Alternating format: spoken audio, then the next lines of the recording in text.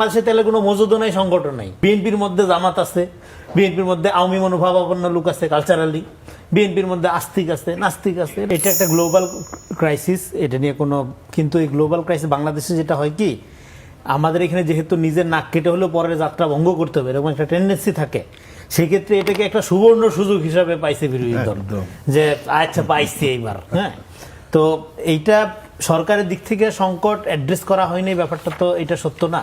সরকার তো প্রথম, নালে তো সরকার রেশনিং করতো না। সংকট যদি না থাকতো সরকার তো রেশনিং করতো না। সরকার স্পষ্টভাবে বলেছে যে তেলের কোনো সংকট নেই, এটা তো ডেফিনেটলি বাংলাদেশে তেলের কোনো মজুদও নাই, সংগঠন নাই।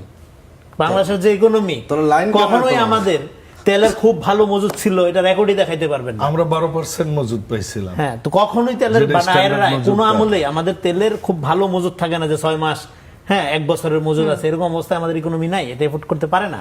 তো ফলে তেলের আমাদের মানে তেলের মজুদ থাকলে যে পরিমাণ একটা ক্রাইসিসে ধরেন 2 মাস 3 মাস আরামে চলতে পারতো, সেই অবস্থা আমাদের ইকোনমি নাই। ফলে তেলের ক্রাইসিস আমাদের এখানে আছে, এটা আগেও ছিল। আমাদের বিকল্প জ্বালানির দিকে চিন্তা করতে হবে। এখন সরকার একটা বিপদে পড়ছে, এটাকে কেন্দ্র করে যদি রাজনৈতিক ফায়দা নেওয়ার চেষ্টা করে বিরোধী দল অন্যরা এবং সরকার, হ্যাঁ বিএনপি সরকারের দেখেন একটা জায়গা তো একটু সমালোচনা করতেই হবে, যে বিভিন্ন জিনিস নিয়ে ক্ল্যারিফিকেশনের ঘাটতি আছে।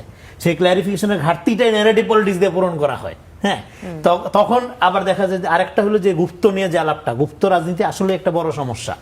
এখন বিএনপি, এখন জামাতকে যখন অভিযোগ করা হয়, জামাতও পাল্টা অভিযোগ করে বিএনপির গুপ্ত, যেমন আমি বিএনপির গুপ্ত, সবাই গুপ্ত আমরা। হ্যাঁ, আমরা সবাই গুপ্ত, গুপ্তের এই জগতে, তাই না? তো এখন আমিও ধরেন, এখন বিএনপি একটা ইনক্লুসিভ রাজনীতি করে, তার তো গুপ্ত হওয়ার দরকার নেই। বিএনপির মধ্যে জামাত আছে, বিএনপির মধ্যে আওয়ামী মনোভাবাপন্ন লোক আছে, কালচারালি বিএনপির মধ্যে আস্তিক আছে, নাস্তিক আছে। এটা মূল্যবোধ ভিত্তিক দল, এখানে সমস্ত রকম মতাদর্শের লোক আছে। একটা ইনক্লুসিভ পার্টি, সেই পার্টির আপনার এই ইনক্লুসিভ কালচারটাকে আপনি গুপ্ত বলতেছেন। সবাই তো আপনার মতো বিএনপি না, আপনার মন মতো বিএনপি না, এই কারণে আপনি তাকে গুপ্ত বলতেছেন। তো দেখেন, যেমন আমি লিবারাল ডেমোক্রেটিক রাজনীতির ধারাটা পছন্দ করি, এমন না যে বিএনপি সমস্ত রাজনৈতিক লাইনের সাথে আমার একমত আছে, পার্টি ডিসিশনের সাথে আমি একমত, কিন্তু এই রাজনীতিটা আমি ধরেন পছন্দ করি না। আমাকে গুপ্ত বলা হচ্ছে বা আরেকজনকে এরকম বলা হচ্ছে।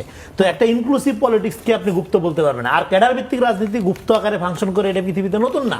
এটা নিয়ে মাইন্ড করার কিছু নাই। জামাত ইসলামের বা একটা বামপন্থী দলের, কমিউনিস্ট পার্টি একসময় যখন নিষিদ্ধ হয়েছিল, কমিউনিস্ট পার্টি এরকম গুপ্তভাবে ফাংশন করছে। জামাত ইসলাম বহুবার ইতিহাসে নিষিদ্ধ হয়েছে, ফাংশন করছে, ঠিক আছে। ওটার ব্যাখ্যা ভিন্ন, এক ব্যাখ্যাকে সব জায়গায় দেওয়া যাবে না। আপনারা তো দিচ্ছেন নানাভাবে। তো ফলে গুপ্ত রাজনীতিটা, আপনার কোনো ব্যাখ্যা আছে আতিকুর রহমান? না, আমি শেষ করি এখানে। ফলে গুপ্ত রাজনীতি বললেই যে এটা একটা মানে এটা খুব খারাপ ব্যাপার হয়ে গেল বা এটা মাইন্ড করার ব্যাপার নাই, কারণ এটা এই ধরনের রাজনীতির ক্ষেত্রে এটা খুব স্বাভাবিক প্রবণতা, এটা অস্বাভাবিক।